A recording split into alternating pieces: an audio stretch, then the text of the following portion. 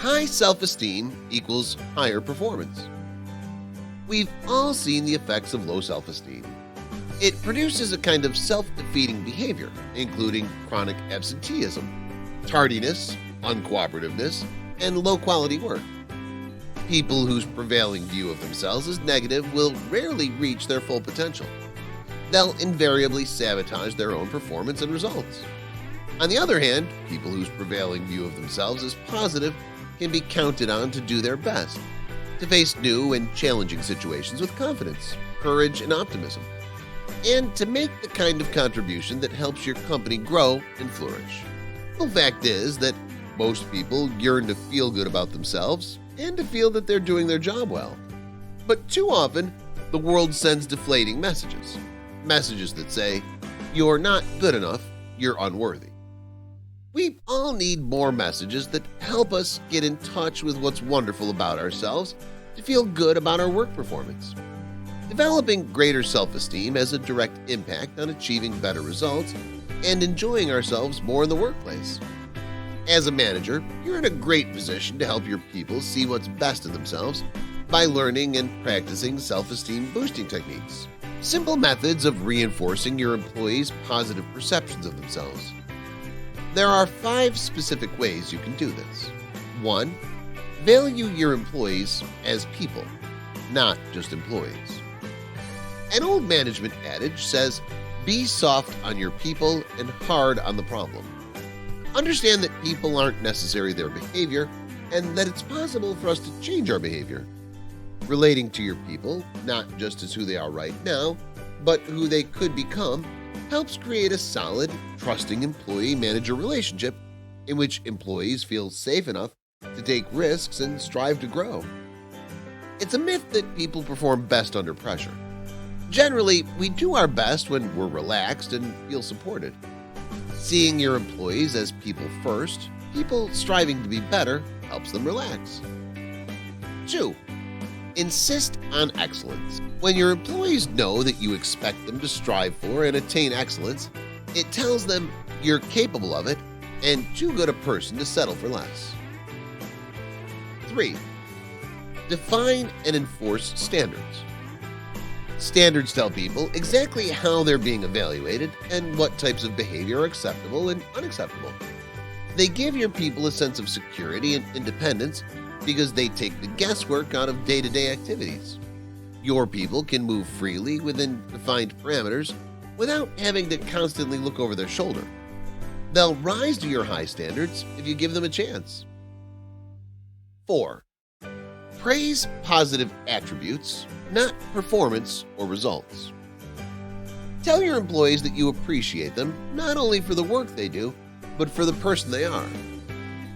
In a sincere desire to give their employee positive feedback, managers frequently rely on such statements as "you're doing great" or "that's a job well done." Although this feedback may sound constructive, it's too easy for people to disassociate the performance or the result from their own value as an individual. People's internal response to "that was a job well done," for example, may be "anybody could have done it as well or as better than I did," or "I guess I got lucky that time," or even "the work's not really as good as my manager thinks it is." Self-esteem can be raised by praising attributes, the person's particular skill, characteristic, or quality that drove their performance. So instead of "that was a great job you did," try this: "I really appreciate your creativity in approaching client problems," or "you showed exceptional discipline and intelligence in the way you prepared that report," or "your determination and attention to detail were critical to the success of this project." In addition, personal attributes include good judgment, reliability, forward thinking, resourcefulness, control, caring, quickness, thoughtfulness, openness, and much more. When you compliment your employees by focusing on attributes, you reinforce those attributes and can achieve dramatic results. Don't forget to pass along positive feedback from others, including coworkers, managers, and customers. For example, Kevin at Matrix Promotions told me that you were extremely patient and helpful when he was trying to choose the right decoration process. He really appreciated it.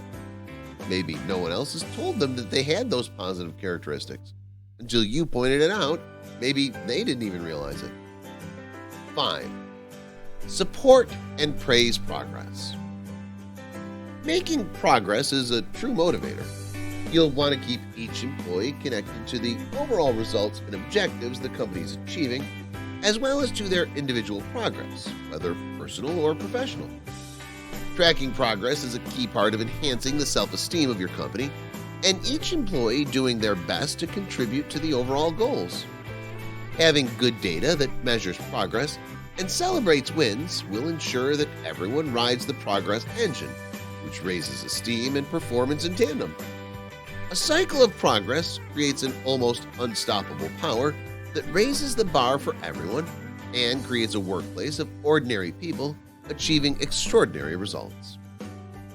Although you can't change people unless they want to change, any more than you can force people to think well of themselves, you can help your people redirect their subconscious self-image from predominantly negative to predominantly positive. As you practice these self-esteem boosting techniques and increase your use of them as an integral part of your employee development system, you'll be rewarded with better results in your department and the gratification that so many managers never experience in their professional lives, knowing you're truly helping people grow and realize more of their potential. No small undertaking and everyone wins. It's important that you understand and integrate both the substance and the spirit of the employee development meeting. Either one without the other won't work. Substance refers to the actual content of your employee development meetings. Spirit means taking on a new picture of what it means to be a manager, one who recognizes that the role is to get results through other people, and the way to accomplish this is to be a true mentor who helps people move beyond their limitations to be the best they can possibly be. By adopting the manager as mentor model presented here, as well as the agendas and techniques for employee development meetings, all managers in our organization can proactively free your employees to overcome their limitations and realize their full potential. You'll be the coach who teaches them how to handle problems and frustrations in a healthy, constructive way. And you'll create an environment that addresses employee needs for things like recognition, meaningful and challenging work, and personal and professional growth.